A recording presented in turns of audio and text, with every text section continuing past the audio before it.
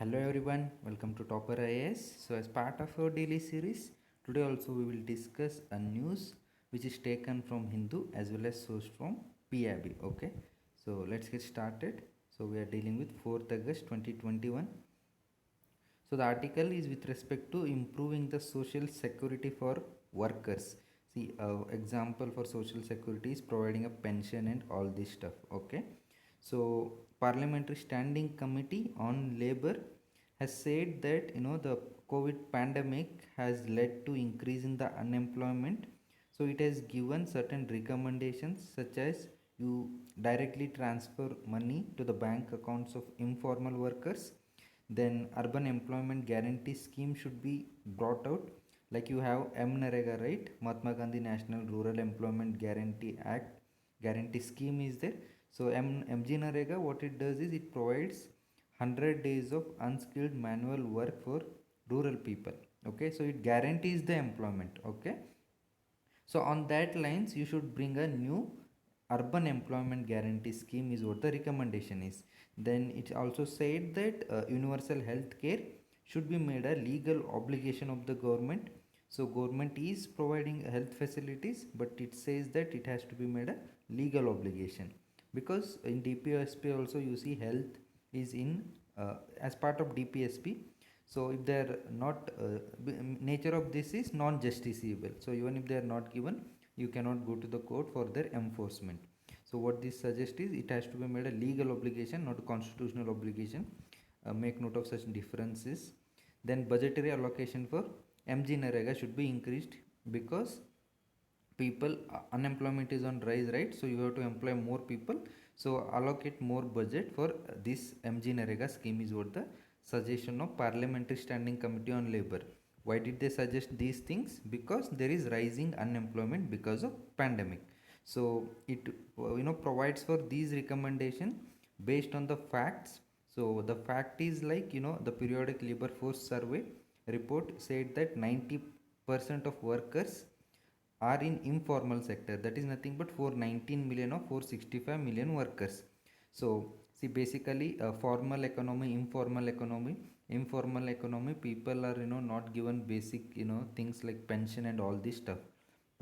So that is why it is saying you have to provide social security for informal workers.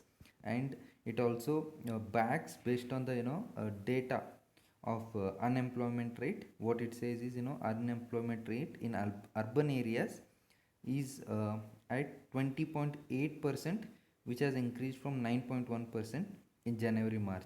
So there is increase in unemployment, and it is the fact. Okay, so remember certain things, what can be done to increase the unemployment, address the unemployment issue in urban areas. Then we have with respect to India, Australia, Malabar exercise and all those stuff. So Australia wants India to join its biggest war games with the name exercise Talisman Sabar in 2023. Okay, then at the same time you also know Quad grouping is there, a informal grouping of 4 countries. So which are all the 4 countries? India, Australia, Japan and US. Okay, and as part of this they also hold a annual Malabar naval exercises. Okay, on annual basis, naval exercise of all these countries is there. So the name is Malabar. So you should know another current affairs is, in 2020 itself Australia got added into this Malabar exercise. Earlier only 3, India, US and Japan was there. Recently Australia got added, and it is also participating in Malabar naval exercise. Remember that. Then next one is with respect to governor's pardoning power.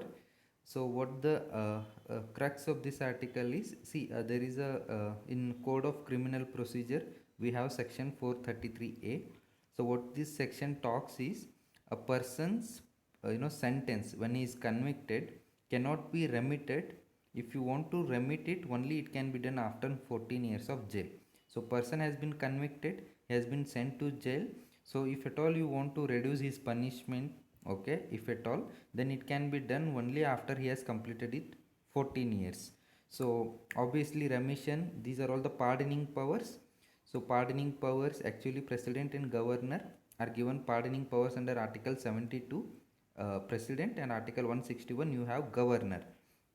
So the question comes, right, whether president or governor can pardon a person even if he is not completed 14 years. They have the power, can they do it? So Supreme Court said that they can pardon a prisoner even if they are not completed 14 years. So their decision will be overriding section 433A of Code of Criminal Procedure. Remember this. Then obviously the question comes, why should you pardon? See, there are reasons why the pardoning power has been given. This kind of power helps saving an innocent person from being punished due to miscarriage of justice. See, there are certain things where the justice there might be injustice, okay, because of judiciary system itself. So such kind of situation can be avoided. So it is nothing but saving the innocent person. Then see, if they are given a hope that you can be pardoned, meaning your punishment can be reduced, that itself will be acting as a incentive for the person to you know um, reform himself. So that is also one more thing. And another thing is, so mainly to correct certain possible judicial errors. Okay, so these are all the things why the pardoning power is given. So that's it for today. You can also download the PDF of this document in the link that is shared below, and do download Topper AI's Institute app so that you get access to a number of these videos. Thank you.